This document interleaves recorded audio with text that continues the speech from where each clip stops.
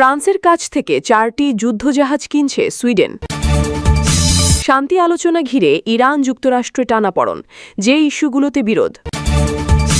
Hormuz প্রণালীতে ইরানের বিমা চালুর পরিকল্পনা কোনো কাজে দেবে? ভয়ঙ্কর সব যুদ্ধাস্ত্র ভারতকে দিচ্ছে যুক্তরাষ্ট্র।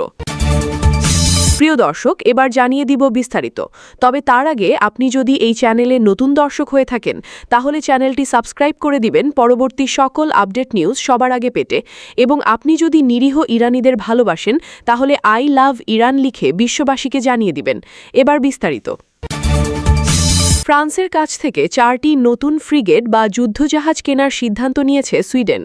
দেশটির প্রধানমন্ত্রী উলফ ক্রিস্টারসন একে কয়েক দশকের মধ্যে সুইডেনের সবচেয়ে বড় সামরিক বিনিয়োগগুলোর একটি হিসেবে উল্লেখ করেছেন। খবর আনাদোলু এজেন্সির। সুইডিশ সংবাদ মাধ্যম এসভিটির তথ্য অনুযায়ী কেনা হতে যাওয়া এফডিআই ধরনের ফ্রিগেটগুলো সুইডেনের নৌ ও আকাশ প্রতিরক্ষা ক্ষমতা উল্লেখযোগ্যভাবে বাড়াবে। এগুলো যুদ্ধবিমান ও ব্যালিস্টিক ক্ষেপণাস্ত্র প্রতিরোধেও ব্যবহৃত হবে। ক্রিস্টারসন বলেন, 1980-র দশকে সাব JS-39 যুদ্ধবিমান চালুর পর এটি সুইডেনের অন্যতম বড় প্রতিরক্ষা বিনিয়োগ। তিনি আরও বলেন, এই চুক্তির ফলে দেশের আকাশ প্রতিরক্ষা ক্ষমতা বর্তমানের তুলনায় 3 গুণ হবে। তিনি আরও বলেন, এই সিদ্ধান্তের মাধ্যমে ভবিষ্যতে বাল্টিক সাগরকে আরও নিরাপদ করতে সুইডেন গুরুত্বপূর্ণ ভূমিকা রাখবে।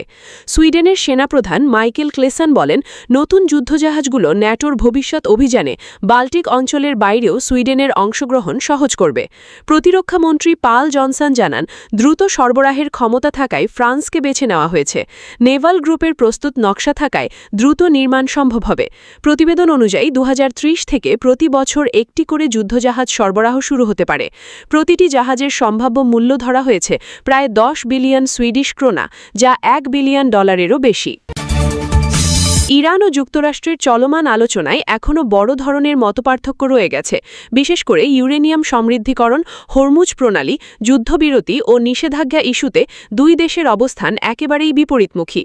ইরানের উপপ্রধানমন্ত্রী কাজিম গরিবাবাদি দেশটির পার্লামেন্টের জাতীয় নিরাপত্তা কমিটির দেওয়া বক্তব্যে জানিয়েছেন, ইউরেনিয়াম সমৃদ্ধিকরণের অধিকার থেকে সরে আসবে না তেহরান। তিনি বলেন, যুক্তরাষ্ট্র তাদের প্রস্তাবে আগামী 2 দশক ইরানকে ইউরেনিয়াম সমৃদ্ধিকরণ বন্ধ রাখার কথা বলেছে। তবে তেহরান এই সময়সীমাকে অগ্রহণযোগ্য বলে প্রত্যাখ্যান করেছে।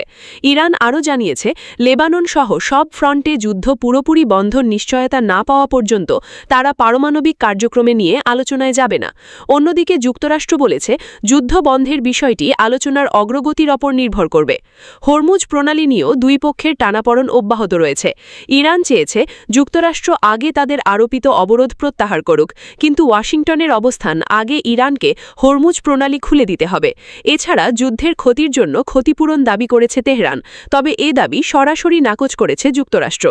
ইরান আরও দাবি করেছে, উপসাগরীয় সহযোগিতা পরিষদভুক্ত দেশগুলো সহ পুরো অঞ্চল থেকে মার্কিন সেনা প্রত্যাহার করতে হবে এবং একই সাথে পারমাণবিক ইস্যু, মানবাধিকার বিলঙ্ঘন ও সন্ত্রাসে মদতদান সংক্রান্ত সব নিষেধাজ্ঞা তুলে নেওয়ার আহ্বান জানিয়েছে তারা।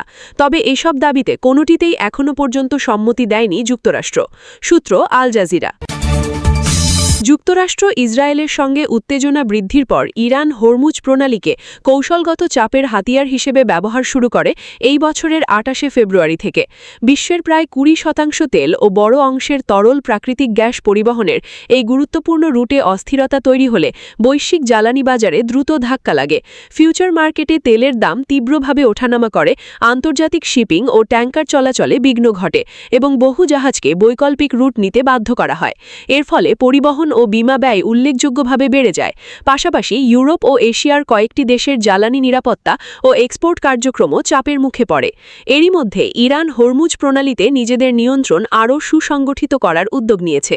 দেশটির সর্বোচ্চ নিরাপত্তা সংস্থা ঘোষণা দিয়েছে, গুরুত্বপূর্ণ এই সমুদ্রপথ পরিচালনার জন্য একটি নতুন নিরাপত্তা সংস্থা গঠন করা হয়েছে। পার্সিয়ান গালফ স্ট্রেইট অথরিটি নামে নতুন সংস্থাটির ইরানের সুপ্রিম ন্যাশনাল সিকিউরিটি কাউন্সিল জানিয়েছে, হরমুজ প্রণালী পরিচালনা পরিচালনার জন্য গঠিত নতুন সংস্থাটির নাম দেওয়া হয়েছে Persian Gulf Strait Authority PGSA। সংস্থাটি হরমুজ প্রণালীর চলাচল ও সামুদ্রিক কার্যক্রম সম্পর্কে প্রতি মুহূর্তের তথ্য দেবে। তেহরানের এই ঘোষণা এমন এক সময় এলো যখন দুদিন আগেই ইরান হরমুজ প্রণালী দিয়ে চলাচলকারী জাহাজগুলোর জন্য বিমা সেবা চালুর পরিকল্পনার খবর প্রকাশ পায়। প্রস্তাবিত বিমা ব্যবস্থা কি? ইরানের আধা সরকারি সংবাদমাধ্যম ফার্স নিউজ এজেন্সির প্রতিবেদনে বলা হয়, হরমুজ সেফ ওয়েবসাইট নামে একটি প্ল্যাটফর্ম ইতিমধ্যেই প্রণালী অতিক্রমকারী জাহাজের জন্য বিমা সেবা চালু করেছে। প্রস্তাবিত ব্যবস্থায় জাহাজ ও পণ্য পরিবহনের জন্য বিভিন্ন ধরনের বিমা সুবিধা থাকবে। লেনদেন ক্রিপ্টোকারেন্সির মাধ্যমে সম্পন্ন হতে পারে, এনক্রিপ্টেড ভেরিফিকেশন প্রযুক্তি ব্যবহার করা হবে এবং কাভারেজ নিশ্চিত হওয়ার সঙ্গে সঙ্গে মালিককে ডিজিটাল রসিদ দেওয়া হবে। যুক্তরাষ্ট্রের প্রেসিডেন্ট ডোনাল্ড ট্রাম্প প্রশাসন ভারতের জন্য প্রায় $428.2 মিলিয়ন দুটি প্রতিরক্ষা সহায়তা প্যাকেজ অনুমোদন দিয়েছে। মঙ্গলবার ভারতীয় সংবাদমাধ্যম NDTV এ তথ্য জানায়। মার্কিন পররাষ্ট্র মন্ত্রক জানিয়েছে, এই সহায়তার মধ্যে আপাচি হেলিকপ্টারের মেইনটেন্যান্স সহায়তা এবং M77A2 আল্ট্রা লাইট হাউইটজার কামানের দীর্ঘমেয়াদী সাপোর্ট অন্তর্ভুক্ত। এর মধ্যে M77 হাউইটজারের জন্য প্রায় $23 কোটি প্যাকেজে খুচরা সংস্থান, রিপেয়ার, ট্রেনিং, কারিগরি সহায়তা, ফিল্ড সার্ভিস ও লজিস্টিক সহায়তা অন্তর্ভুক্ত। অন্যদিকে আপাচি হেলিকপ্টারের জন্য $188.82 মিলিয়ন সহায়তা প্যাকেজে অংশ নিচ্ছে বোয়িং ও লকহিড মার্টিন।